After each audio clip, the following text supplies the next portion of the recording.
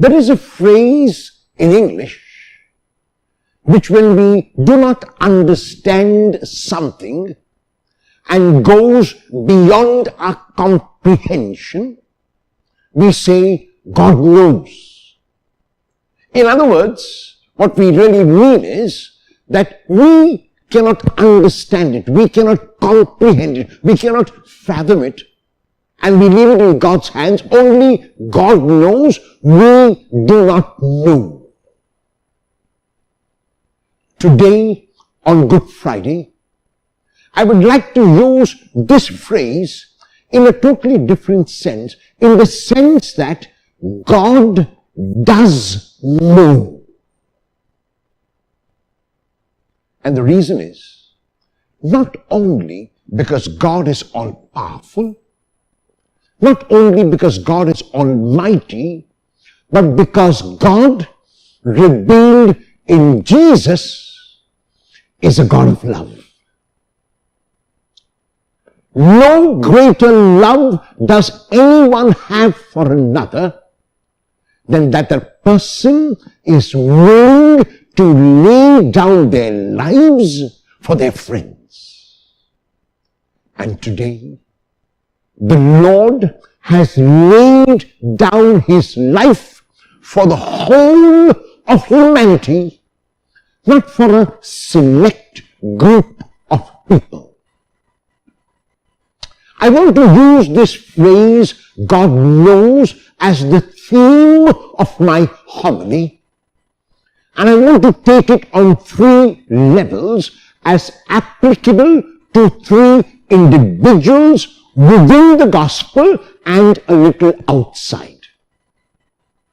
The first person I want to apply this phrase to is Jesus Himself. We read from the Gospel of John the whole passion narrative. And if the word passion is used in the sense of suffering, there is no suffering in the Gospel of John. And therefore, when we use the word passion for the narrative in the Gospel of John, we use it in the sense of the mystery. Because in John, Jesus is very willing to go to His death. Jesus wants only to do the will of the Father, and so His food and His drink is to do the will of God. When Simon Peter draws a sword in the garden, and when he cuts off the high priest's slave's right ear, and the slave's name was Malchus, Jesus would not resort to violence and tells Peter that he too must not resort to violence, because Jesus says, am I not to drink the cup the Father has given me?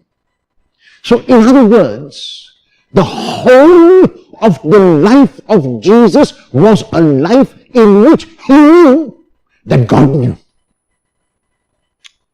He knew that God knows. So if Jesus was willing to go to His death, it was because He knew that the Father would raise Him on the 3rd day. And the Father did. There is no Gethsemane in the Gospel of John. There is no agony in the garden in the Gospel of John. There is no agitation in the spirit of Jesus in the Gospel of John. As a matter of fact, there is serenity, there is calm, there is peace, and there is a willingness to go to His death. When the arresting party comes to arrest Jesus in the garden, He does not run away, He does not hide, but He gives Himself up. And He gives Himself up by revealing Himself as the I am. The Greek words ego, eimi are translated in English as I am and refer to the divine name. the same name which God gave to Moses in Exodus chapter 3 verse 14, before Moses could be sent out to the Israelites. And when he asked God for a name, that was the name God revealed. And this is the name which Jesus reveals to the arresting party, ego eimi, I am. In other words, Jesus reveals himself as a God who gives himself to the mercy of others. He gives himself so that others can do with him whatever they want. He gives himself so that others can arrest him, and they can try him, and they can scourge him, and they can ridicule him, and they can crucify him. But the reason Jesus is able to do that so courageously is because he knows in his heart that God knows. His Father has promised him that death will not be the end. His Father has promised him that he would raise him on the third day, and Jesus believes that promise unconditionally. Jesus will have no doubt in his mind whatever that the promise of the Father would come true. And because Jesus knows that God knows, he was able to spread his arms out on the cross in that firm knowledge. The second person to whom this phrase refers is our Blessed Mother Mary. The Gospel of John speaks about Mary at the beginning of the ministry of Jesus, when Jesus worked his first miracle in the Gospel of John at Cana in Galilee, where he turned water into wine. In that miracle, the mother makes no request of her son. She simply points out to the situation in these words: they have no wine. She does not ask Jesus to turn water into wine. She does not ask Jesus to help. She does not ask Jesus to come to the aid of the bridal party. She simply says they have no wine. And the initial reaction of Jesus is to speak with his mother about the hour set by God. Is to tell his mother that her place comes second after God. To tell his mother that she must know her place when he says to her, "Why do you turn to me? My hour has not yet come." In other words, as far as Jesus was concerned, the hour set by the Father was primary, and no one could hasten that hour. No one could hurry that hour. That hour set by the Father was set by a Father at the definite time. And so Jesus tells his mother that her place must be known by her, that she cannot have first place in his life because the first place is given to God. And Mary responds as she does throughout the Gospels serenely. She responds calmly. She responds without agitation. She responds without being upset or angry. She simply says to the stewards, like she keeps saying to us, "Do whatever he tells you." And this is the strongest point of our Blessed Mother, who will always tell us that we must do whatever Jesus tells us. She will always lead us to Jesus. Do whatever he tells you. And the same Jesus who said his hour had not come, The same Jesus who implied that the ark could not be hastened or hurried is the same Jesus who now, because of the pointing out, not the request, but because of the pointing out of his mother, turns water into wine. So he works the first miracle in the Gospel of John simply because his mother pointed out to the situation even without making a request. This shows us that Mary was present at the beginning of the ministry of Jesus, was with him in that ministry. It also shows us the regard, the respect, and more importantly, the love that he had for his mother and how he regarded her word. And even though it is not mentioned explicitly, we can feel the presence of Mary through the Gospel of John because she is present again at the end of the Gospel, standing along with the beloved disciple at the foot of the cross. And if Jesus referred to his mother as woman, which was not really a bad term, but a distancing term, he uses the same term now to refer to his mother when he points the beloved disciple to her as her son. When he says to her, woman, this is your son, and to the beloved disciple he says, this is your mother. And the consequence of the beloved disciple hearing the words of Jesus is that the beloved disciple took the mother of Jesus into his own home. The beloved disciple is anyone who loves Jesus, not merely a historical figure.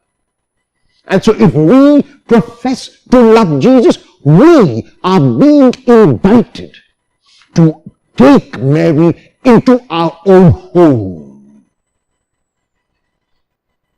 And the consequence of taking Mary into our home is that she will keep pointing out to Jesus when our lives have been wine. She will say to her son, he or she has no wine. And even though Jesus will respond that his hour has not yet come and that the hour cannot be hastened, he will accede. He will hear his mother's words and he will turn the water of our lives into wine. So Mary knows that Jesus knows, and because Jesus knows, God knows. If Mary could respond and not react to situations, if she could ponder God's word in her heart, if she could be serene and calm in every situation, it will go because Mary knows that God knows. So the situation might not seem to be as she wanted it to be. The son might respond to her with what might seem to us as agitation. And yet Mary knows that God knows. And the third character, both within the gospel and outside, is you and me. Jesus and Mary have shown us emphatically that no matter what the external situation might be, no matter how challenging the cross might be, no matter we are being persecuted from every side, we are not going to be crushed. If people speak ill about us, if people malign our names, if people persecute us, if people are belligerent towards us, if they are obnoxious and if they do all kinds of evil against us, we must keep in mind two things. First, that Jesus had said this would happen numerous times in the gospel. And we know that God knows. Like Jesus and like Mary, we respond and don't react. And we respond with serenity, we respond with calmness, we respond with courage and fearlessly.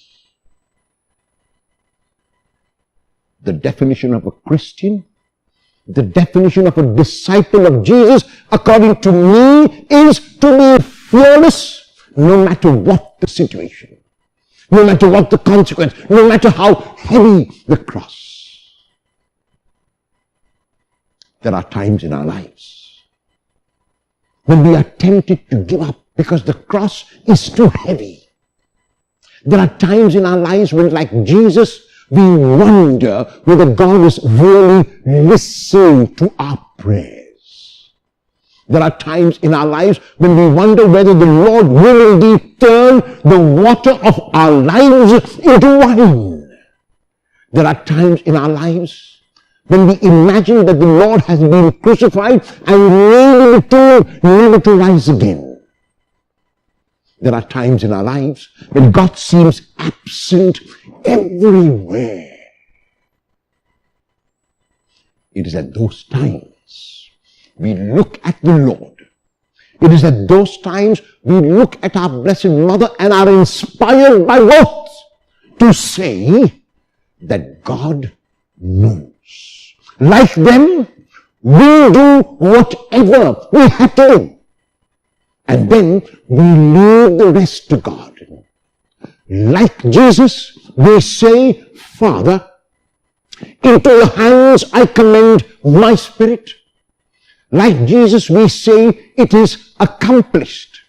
And like Mary, we say, let it be done to me according to your word. Aristotle, centuries ago, had said that humans are rational animals. René Descartes, the French philosopher, took it one step further when he said, dubito ergo cogito, cogito ergo sum. Because I doubt, I think, and because I think, I am. Cogito ergo sum, I think, therefore I am. I take it even one step further and I say, because God knows, I know. Or, I know because God knows.